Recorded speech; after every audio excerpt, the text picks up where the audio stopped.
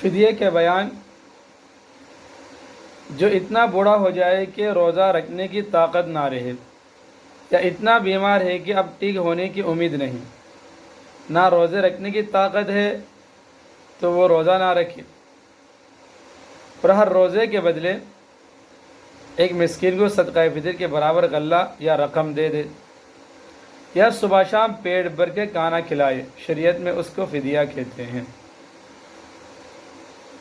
جو اتنا بوڑھا ہو جائے کہ روزہ رکھنے کی طاقت نہ رہے، یا اتنا بیمار ہے کہ اب ٹھیک ہونے کی امید نہیں،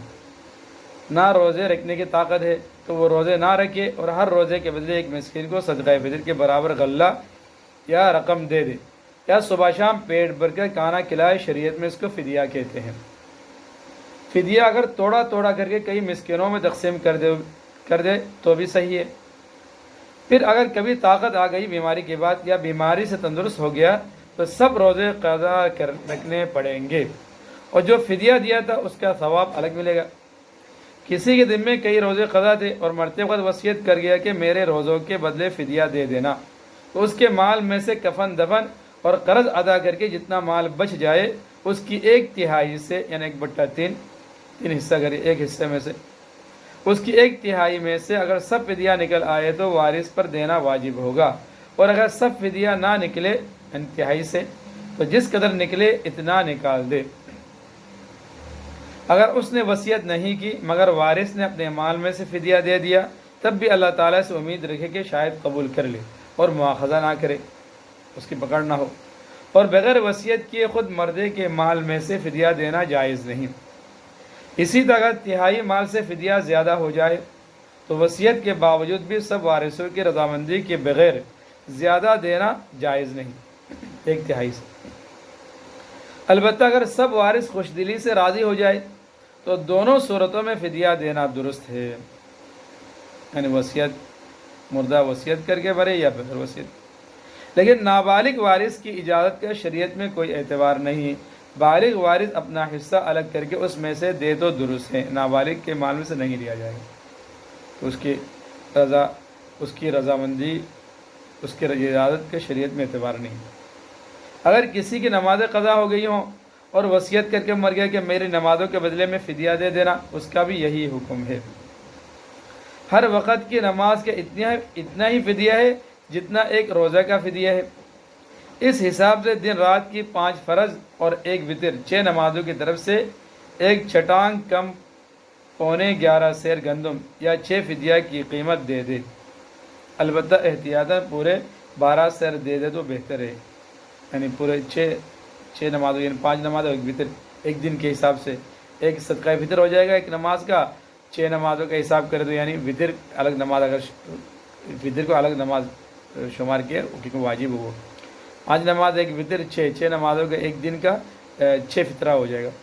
6 فطرہ کا 1200۔ کسی کے ذمے زکوٰۃ باقی ہے، ابھی ادا نہیں کی، تو وصیت کر جانے سے اس کا ادا کر دینا بھی وارثوں پر واجب ہے۔ اگر وصیت نہیں کی اور وارثوں نے اپنی خوشی سے دے دی تو زکوٰۃ ادا نہیں ہوئی، یہ تو عام مسئلہ ہے، مگر وارثوں کا ادا کر دینا بہتر ہے۔ علامہ شامی رحمۃ اللہ علیہ نے نقل کیا ہے کہ اگر وارث بلا وصیت کے کر دے گا، زکوٰۃ ادا کر دے گا تو ادا ہو جائے گی۔ اگر ولی مردے کی طرف سے قضا روزے رکھ لے یا اس کی طرف سے قضا نمازیں پڑھ لے تو یہ درست نہیں، یعنی میت کے ذمے سے نہ اتریں گی۔ قضا نمازیں پڑھنے سے، قضا روزے رکھنے سے نہ اتریں گی، بلکہ اس کے لیے جو طریقہ شریعت میں فدیہ ہے۔ نسوار کا حکم، روزے کی حالت میں نسوار کا استعمال جائز نہیں، کیوں غالب احتمال یہ کچھ نہ کچھ ذرات حلق کے اندر ضرور جاتے ہیں، لہذا اس سے قطعاً احتراز ضروری ہے، بچنا ضروری ہے۔ گیس پمپ کا حکم، جو گیس کھینچتے ہیں بعض لوگ، جو گیس کی تکلیف ہوتی ہے، سانس کی تکلیف ہوتی ہے، روزے کی حالت میں گیس پمپ استعمال کرنے سے روزہ ٹوٹ جاتا ہے، کیونکہ اس میں دوائی کے ذرات گرد و غبار کے مانند ہوتے ہیں، گرد و غبار وغیرہ کو روزے کی حالت میں قصداً حلق میں داخل کرنے سے روزہ فاسد ہو جاتا ہے، لہذا گیس پمپ کے استعمال سے بھی روزہ فاسد ہو جائے گا۔ روزے میں خون نکلوانا مفسد نہیں، روزے کی حالت میں انجیکشن کے ذریعے خون نکلوانا مفسد نہیں، البتہ اگر خون نکلوانے سے ایسی کمزوری کا خطرہ ہو کہ روزے کی طاقت نہ رہے گی تو مکروہ ہے۔ انجیکشن سے روزہ فاسد نہیں ہوتا۔ روزے کی حالت میں انجیکشن لگوانا جائز ہے، اس سے روزہ فاسد نہیں ہوتا، کیونکہ روزہ اس چیز سے فاسد ہوتا ہے جو کسی منفذ یعنی سوراخ کے ذریعے معدہ یا دماغ میں پہنچ جائے۔ انجیکشن سے دوا بذریعہ منفذ نہیں جاتی، بلکہ عروق یعنی رگوں اور مسامات کے ذریعے معدے میں پہنچتی ہے۔ روزے کی حالت میں گلوکوز ڈرپ کا حکم۔ روزے کی حالت میں ڈرپ لگوانا روزے کے لیے مفسد نہیں، کیونکہ اس سے دوا بذریعہ منفذ یعنی بذریعہ سوراخ معدے تک نہیں پہنچتی انجیکشن کی طرح۔ البتہ بلا ضرورت صرف طاقت اور ٹھنڈک حاصل کرنے کے لیے روزے کی حالت میں گلوکوز چڑھانا مکروہ ہے۔ سفر کی وجہ سے رمضان 28 یا 31 دن کا ہو گیا۔ اگر ایک ملک سے دوسرے ملک سفر کی وجہ سے رمضان 31 یا 28 دن کا ہوا، مثلا کوئی شخص سعودیہ میں پاکستان سے ایک دن پہلے روزہ رکھ کر پاکستان آیا اور یہاں چاند 30 دن کا ہوا، اس شخص کے حق میں رمضان 31 دن کا ہو گیا، لہذا شرعاً اس پر لازم ہوگا کہ 31ویں دن بھی روزہ رکھے۔ اس کے خلاف کوئی شخص پاکستان سے روزہ رکھ کر سعودیہ گیا، اس کے حق میں رمضان 28 یا 29 دن کا ہوا، اس پر شرعاً لازم ہے کہ 1 یا 2 روزے بعد میں قضا کرے، ان کے ساتھ عید کر لے گا۔ روزے کی حالت میں ٹوتھ پیسٹ وغیرہ کا حکم۔ روزے کی حالت میں ٹوتھ پیسٹ استعمال کرنا یا عورت کے لیے دنداسا استعمال کرنا مکروہ ہے، اور اگر کوئی چیز حلق سے نیچے اتر گئی تو روزہ فاسد ہو جائے گا۔ روزے میں دانت نکلوانا یا اس پر دوا لگانا۔